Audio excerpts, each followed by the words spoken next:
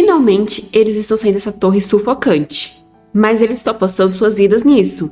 Pois se tiverem colocado alguma armadilha ou vigilante do lado de fora, eles com certeza irão morrer. Vozes são ouvidas do lado de fora, e Rapunzel não pode deixar de se perguntar se são guardas. Alguns guardas se aproximam, mandando procurar por todo lugar antes que os notem, até que eles notam as crianças. Eles finalmente encontraram elas. Todas estão vivas. Finalmente, as crianças conseguiram escapar da Torre do Inferno. As pessoas que foram resgatá-las eram da Ordem de Cavaleiros Python, que pertencia à família Serpente. Eles agiram como se tivessem recebido ordens específicas para resgatar as crianças, e tiraram elas discretamente da mansão logo depois de as localizarem.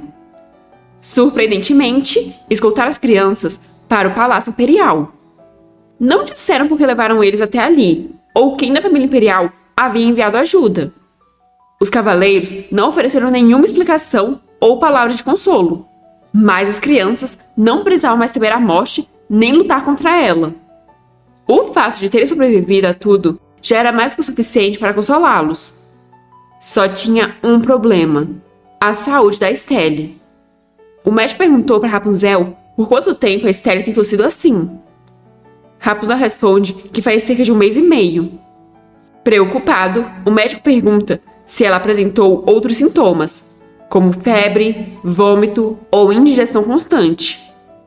Rapunzel responde que Estelle sempre teve febre leve a alta, e também vomitava ou tinha indigestão a cada 2 ou 3 dias. Isso apenas preocupa ainda mais o médico.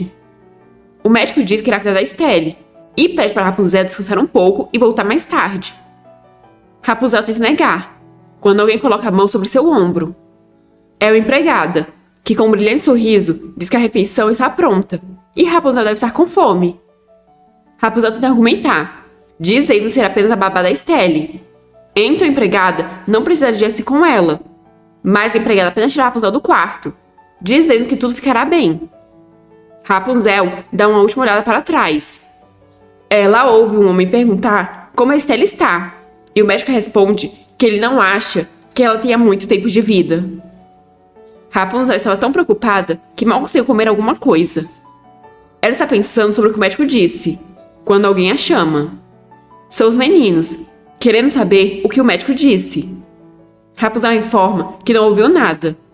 Ela perguntou, mas ele não quis dizer muita coisa. Benya pergunta se ela comeu algo. Rapunzel responde que sim, e devolve a pergunta. Mas é Letias quem responde, dizendo que eles comeram, e ainda ouviram o que aconteceu. Rapunzel pergunta quem contou a eles, e Letias fica em silêncio diante da pergunta. Mas por fim ele responde que foi o príncipe herdeiro.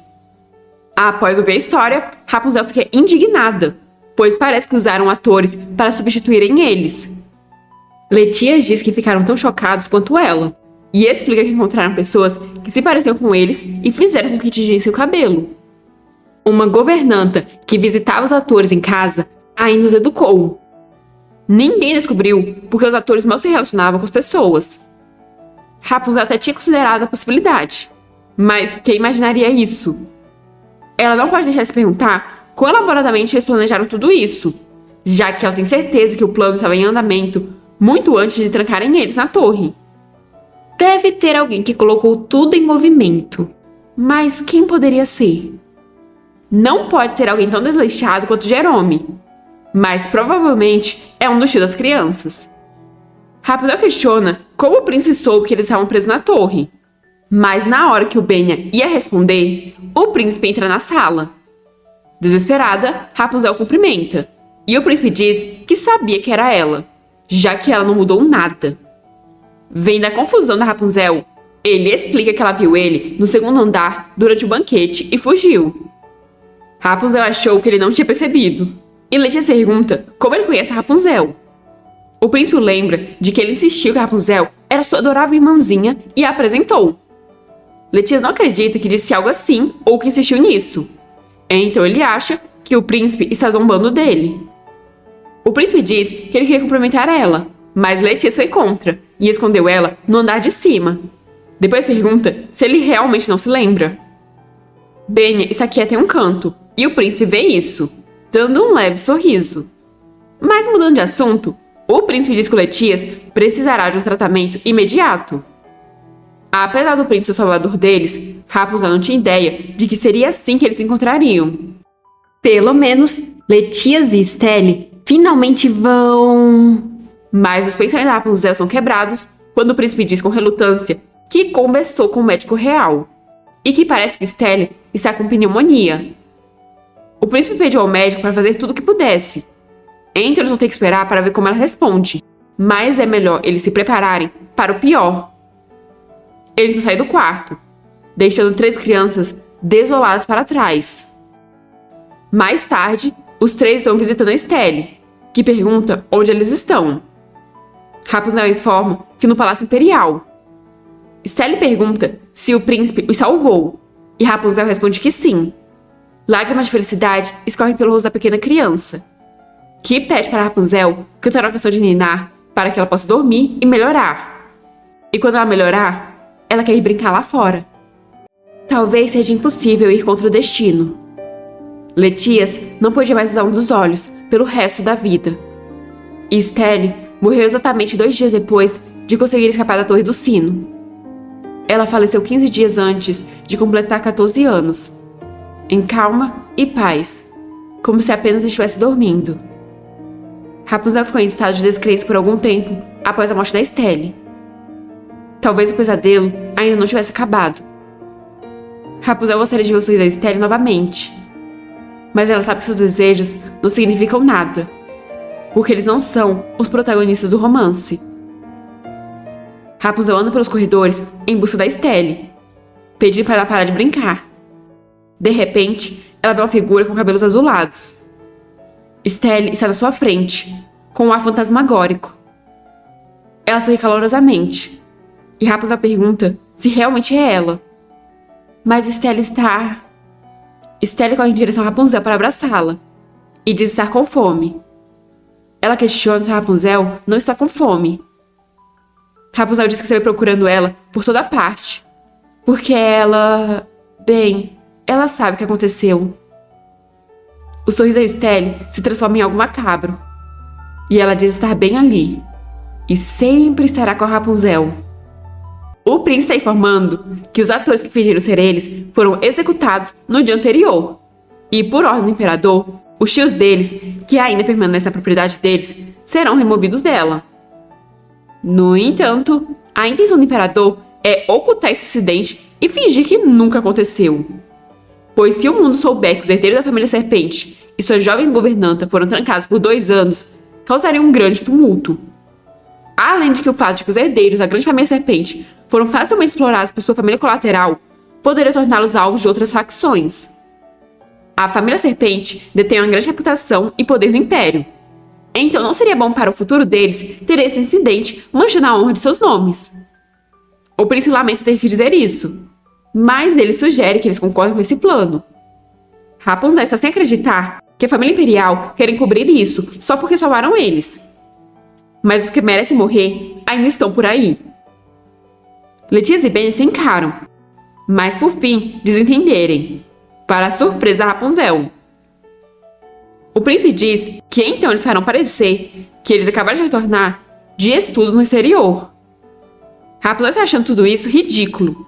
Eles não podem deixar a família colateral voltar para casa como se nada tivesse acontecido. Ninguém vai puni-los pelo que fizeram aos sobrinhos? E quanto a Estelle? Ela não merecia morrer. Vendo que a Rapunzel está tremendo, Ben coloca a mão sobre a dela, pedindo para ficar calma. Então ela acaba concordando. Novamente o príncipe sai, deixando os 3 sozinhos. Os meninos estão planejando o que farão a partir de agora, enquanto ao fundo Rapunzel parece cabisbaixa. Reparando no receio da Rapunzel, Letias pergunta o que está errado. Com relutância, Rapunzel pergunta se eles realmente estão bem com tudo isso. Letias responde que é claro que não, mas eles têm que suportar, mesmo que eles achem que os tios claramente merecem ser punidos. Ben acrescenta que, como eles são jovens, o imperador está protegendo eles das inúmeras facções que querem roubar o poder e a autoridade da família Serpente. E ainda restaurou o lugar de direito deles. Então eles têm um grande favor com o imperador. Nesse caso, se a notícia se espalhar, as coisas só vão se complicar para eles no futuro. Sem contar que eles terão oportunidade de se vingar à medida que crescerem e se estabelecerem. Por enquanto, a prioridade deles é fortalecer suas posições sob a proteção da família imperial. Então, eles estão mais preocupados com ela, já que os tios deles tentariam se livrar de qualquer um que conheça a verdade. Mas quanto tempo ela acha que a família imperial irá oferecer proteção a uma garota de origem não nobre? Ben espera que ela não ache que eles são tolos por aceitarem a oferta do imperador. Mas ele sugere que ela realmente vai estudar no exterior até que eles se estabeleçam. Assim ela poderia passar um tempo só para si mesma. Vemos então um barco, e Benya chama Rapunzel, querendo saber como ela está se sentindo. Rapunzel diz se sentir ansiosa, já que ela não sabe se merece isso tudo. Benya diz que ela sempre quis estudar sem se preocupar com mais nada, além de que eles já se decidiram. Então pede que ela tente aproveitar ao máximo, e que não fique se lembrando das coisas ruins. Rapunzel diz que ele tem razão, mas vemos a sombra da Estelle em suas costas, rindo maldosamente. Mas colocando um sorriso no rosto, Rapunzel diz que o mesmo vale para eles, e é para eles tentarem não pensar nas memórias ruins. Um cara grita para todos embarcarem, e Rapunzel percebe que está na hora dela ir. Benya pede para ela se cuidar, e Rapunzel pergunta se eles vão se ver de novo. Benya diz que eles ficarão separados por pouco tempo, e nesse meio tempo, eles vão se tornar mais fortes para poder protegê-la quando ela voltar. 7 anos depois, 2 homens brindam e um pergunta o que o outro vai fazer quando voltarem. Uma menina de tranças está empolgada, pois finalmente acabou. Eles enfim se formaram. Rapunzel concorda. Agora ela já tem 23 anos. A menina de tranças diz que hoje é o último dia deles ali e pergunta a Rapunzel que vai ficar bêbada. Mas Rapunzel nega, já que precisa sair cedo no dia seguinte. Além disso, ela precisa escrever uma carta. A menina de tranças diz que ela nunca esquece dessas cartas e pergunta se isso significa que ela vai trabalhar para a família Serpente quando voltar para o Império. Rapunzel diz achar que sim. A menina diz estar com inveja, pois queria que sua família tivesse conexões assim. Mas ela decide beber com o pessoal, então Rapunzel não precisa esperar ela acordada. Enfim só, Rapunzel pode respirar aliviada. Ela está cansada. Quando abre os olhos, ela fala com o fantasma da Estelle que enfim elas voltarão amanhã. Vendo o sorriso no rosto da Estelle, Rapunzel percebe que ela também está animada para voltar. Então, abraçando a menina, Rapunzel diz achar melhor ela enviar uma carta antes de partir. Na carta, Rapunzel pedia desculpas ao Duque Serpente pela resposta tardia. Ela estava muito ocupada com o discurso de formatura e os preparativos da festa de despedida.